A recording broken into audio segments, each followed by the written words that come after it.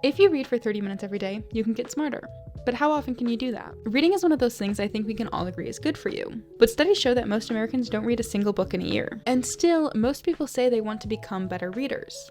So what gives? 43% of Americans say what's stopping them from reading is the time that they have. So what if I said that there was a way to get the benefits of reading without putting as much time or money into it? Well, there is, and it comes in the form of short stories. And I believe that reading short stories are one of the best, easiest, and most accessible ways to engage your brain, learn new things, and support smaller artists. What are short stories? If I asked you to read, or to describe someone who reads, you may picture a library full of books, or full-length novels that take sometimes thousands of pages to get through. But that isn't the only way to read, and novels aren't the only story that are out there, even if they are the most popular. Short stories are pieces of prose that are, well, short. The definition of short can vary depending on who you ask, as there's like flash fiction that's under 1,000 words, but most short stories fall under 7,000 words. For reference, a full-length novel is usually over 80,000, and this video up until this point has been about 400. Short stories are also usually a bit more to the point, because they have less time to travel around and flesh out a full plot or world. For starters, I think short stories are a lot more accessible to everyday readers. Books come in online formats now, yes, and you can also get them at a local library. So I'm not saying that it's impossible to get free or books in easier to read formats. But with short stories, it's even more painless. There are millions of short stories online spread across literary journals. You can find short stories in other languages. Because they're online, you can enlarge the text. You could also import them to those websites that will read the text out loud for you. You don't have to have the dexterity to hold a book or even turn a page. Which, yes, those can be true for audio or ebooks, but those usually cost money. So overall, the expanse of short stories online, as well as the lower time it takes to find them, because for books, you might have to go out of your way. Even if you're getting them online from your library, you have to sign up for your library. So this ease and lowered time commitment makes short stories a bit easier to get into. Instant gratification. Once again, most Americans say they don't read because they don't have the time to. And I understand that. On average, it can take over 10 hours straight to read a full-length novel.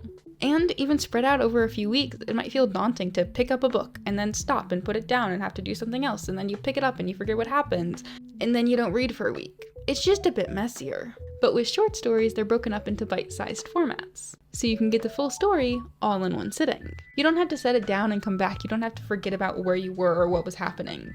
It's all there for you to get the benefits of reading without the time commitment. Because even if you're a slow reader, an average short story may only take you about 20 minutes to get through.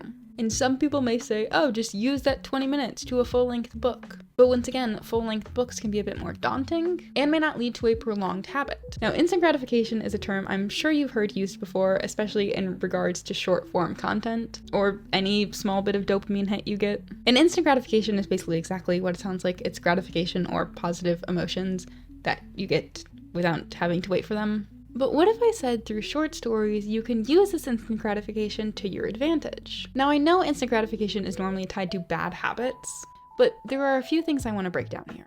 One is the idea of delayed discounting.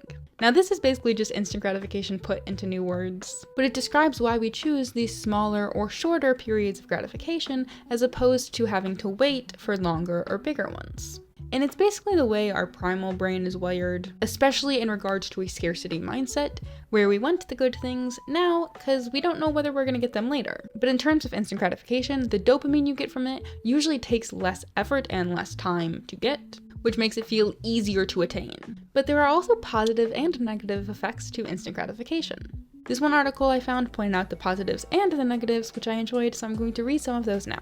For the negatives, they have things listed like overspending, impulsiveness, substance abuse, inability to deal with emotions, or a lack of personal responsibility. And then some of the positive ones were short-term happiness, being present in the moment, enjoying life's simple pleasures, having more fun, but then also this gratification having the potential to lead to long-term habits. So, just so we're all clear, instant gratification stems from delayed discounting and wanting more positive things in the moment instead of having to put in the commitment to get more sustained long-term results, right? And you may be thinking, how does reading fall into any of this? And while I know reading may not be as addicting as, say, scrolling social media, it does bring me to my next point, which is the benefits of reading. Studies conducted on reading's impact on your mental and emotional well-being have found that it can help reduce stress, make you feel happier, and more entertained. There are also studies that show that your brain gets a dopamine hit when receiving new information, as well as when you do well on cognitive tasks, and when you finish tasks of any nature. So essentially, when reading, you can get a dopamine hit because you're receiving new information, but also from just feeling good because you're doing something that you deem to be healthy or good for yourself. But specifically, we get a dopamine hit when we finish reading because you completed a task and that task was something cognitive. All of this is on top of the stress release you get from reading, as well as any positive emotions you experience from the content matter you're consuming. And people might say that this wouldn't trigger an instant gratification cycle because it's not as addicting as other things, especially the bad habits that we typically associate instant gratification with. But there is such a thing as a reading addiction in a negative way. Like, some people use reading as an escape from reality and a primary coping mechanism. And so since reading can be this negative thing where you only use it to, not think about the world and to escape, I think it can still fit this bill of when taken to the extreme, reading can be negative or a bad thing. But with that aside, essentially my theory is that reading in small bursts can help you get these small highs, which would then in turn trigger this instant gratification cycle. And I want to say, all of this in this video is my opinion. These are my theories. I am not a scientist. Some of these ideas are science research based, but don't take what I say too seriously, okay? I'm just trying to get people to read more. But I also think it's good because of the benefits that we talked about in that previous article. Specifically, being able to turn instant gratification into long-term habits. When you get a bit of dopamine, you want to do the thing that caused it again, and then again, and then again, until eventually it's a habit and you wake up every morning and scroll TikTok without thinking, because it's not something you have to make time for, it's just a part of your day. So if you read a short story and then you get these highs from reading, and then you read another one, I think it could help turn that into a more prolonged habit. And this is kind of where short stories come in handy over full-length novels. As we talked about earlier, when reading, you only get some of the benefits. It's really when you finish a book or finish a story that you get that full high. Because, it's the end and it's the climax and everything is coming together and the story is finishing. And if it's a happy ending that you enjoy, you're going to feel good about it. And you feel accomplished for doing it because you finished the story. And, you feel smart because you read something. And all of those things come together to create a big dopamine release. But you don't get that high every day if you're just reading a chapter or novel a night, meaning it's less likely to become a habit and embed itself into your routine if you get those highs less often. So when reading a short story and finishing it all at once, it might help to form a habit more than a novel would, engaging your brain and learning new things. But I want to dive a bit more into the benefits of reading and show how they can be heightened even more in the short story format. Along with short stories not only making more accessible, but also more likely to form long-term habits, you can also just learn more when reading short stories. There are many studies out there that shows how reading can help improve your memory, critical thinking, and social understanding skills, as well as your overall mental well-being. But the benefit of reading that I want to talk about most, the one that I think is most heightened through short stories, is the ability to learn new things. There was a study done that showed when introducing students to a wider variety of text, it increased the amount of reading that they did in their free time. Because if you consume more, you're more likely to find stuff that you like. In another study done about memory training, they found people did better when doing semi-related tasks instead of the same one over and over. In another study, they found people who were exposed to a more diverse material set did better at problem solving. Now, when you take writing to a more condensed format, you allow people to experiment with the different styles, genres, or thinking patterns in a quicker manner. If you wanted to read 50 different genres of books, that might take you a full year, but for short stories, maybe a few months. So you can experiment and engage with these different forms of thinking in a shorter time span. In reading, you learn through being exposed to new vocabularies, settings, characters, problems, and situations, as well as the world as a whole. Which means you can still learn and grow if you read one genre of book for the rest of your life. But if you consume a wider variety, it opens up the ability to enhance what you are learning. If you are able to read a bunch of short stories by different authors, and one's a horror, one's a fantasy, one's a science fiction, you can learn and dive into those worlds individually, as well as the vocabularies that the authors use, and the variety of characters featured, which could help enhance your memory and problem-solving skills, as well as just learn more about the world around you. You can learn more about different cultures through reading these short stories. And you can get that in longer form books, But not only is it easier to read more short stories than it is to read more books, but it also might be easier to pick up a new thing when you know the time commitment going into it is relatively small. When you're reading a new genre of short story, you only got like 20 minutes to lose. So if you don't like it, if you can't connect with the character, if you hate the world, you're not really losing too much. But with a book, it might be harder to justify spending $20 on a new genre, not knowing if you're gonna like it. For example, there was a point a few weeks ago where I was reading from this little collection of short stories that I got from my school, and I came across one on drag racing. And at the beginning of the piece, I kid you not, I was like, why should I read this? I hate cars. I don't know anything about drag racing. So I wondered if I should skip it because I didn't know what I was gonna learn or really get from it. And if it were a full-length novel, I definitely wouldn't have picked it up. And I'm gonna read you a few lines from this last paragraph.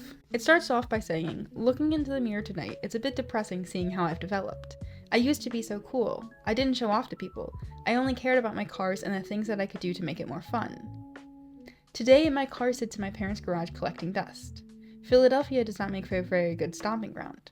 My day-to-day life lacks the insane adrenaline-pumping climax that I had during high school. I go to school, I do my homework, I go to sleep. Before that, I would spend all my time playing video games, trying to become the best I could possibly be. The dream of becoming a pro player touching the tip of my tongue, but never fully tasting the dedication. The sporadic party inhabits my wakeful weeks, but looking back, I would take street racing any day before I go to a party. Nonetheless, the mirror provides a respite for my sanity. It is proof that I am developing as a person. I am not the same as I was in high school. I am a completely different person, different dreams and goals as 4 years ago. In this writing, in this little piece about cars and drag racing, I was moved. Because as someone who constantly questions whether I'm growing, I feel that.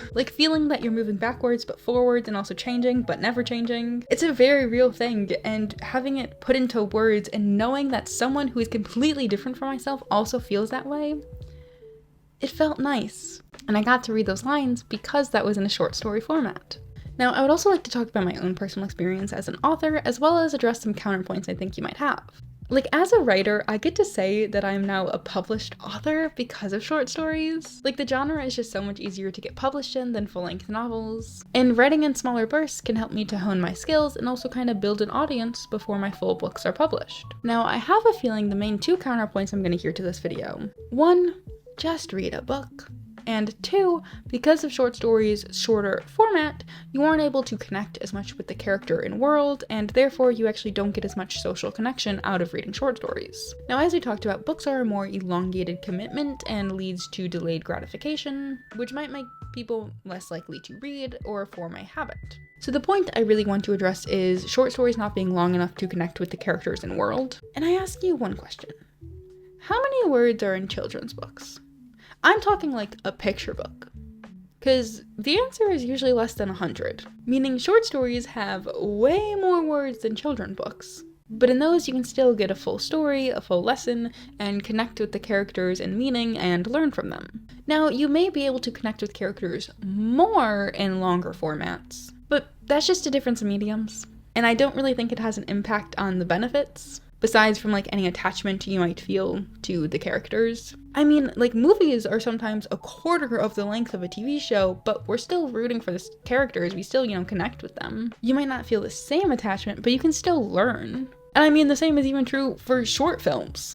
You're gonna look at me and you're gonna tell me that you didn't cry during the short film Bow? Heck, that you haven't even been moved by a 3-minute song? And now I do not say any of this to discount novels. And if you like reading novels, if you can read multiple books a year, go for it. This video is not for you.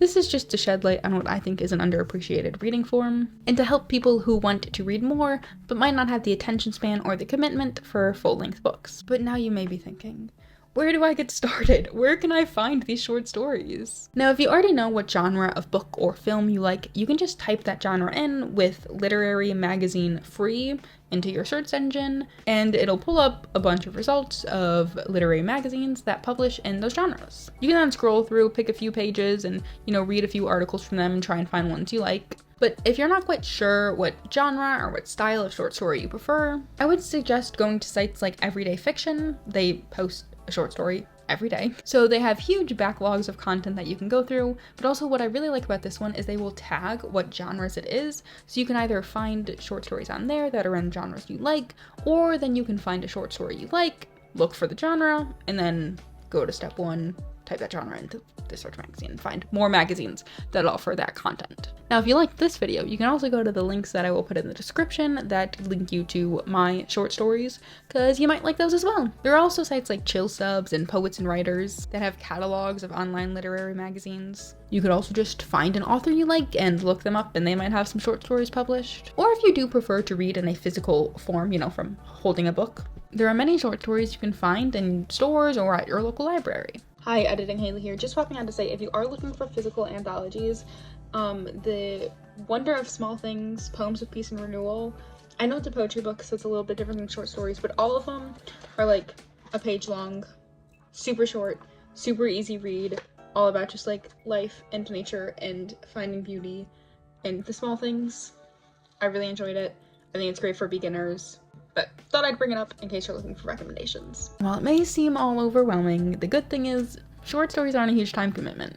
If you start reading one, or if you find a magazine and you start to read that and you just don't like it, it's no big deal to just stop or to finish it and then find one you like more afterwards. But all in all, short stories offer an easy to access, free, and usually online way to get into reading. It also helps to build the habit of reading faster by offering more gratification, but it also can help you to learn new things by allowing you to experiment with different genres, authors, concepts, topics, the like. And all of this makes them the best form of reading, especially if you are looking into getting into reading more. They are underrated, and I hope that this video has convinced you to at least read one of them, because you might learn something new or form a new habit. That is the end of this video. Thank you so much for watching. Make sure to like and subscribe, because my next video, I'm going to be talking about the history and the importance of chocolate chip cookies, so you definitely want to stay tuned for that. But if you want to watch more right now, you can click one of the videos that is so conveniently placed on the screen for you. And with that, I will see you in the next one.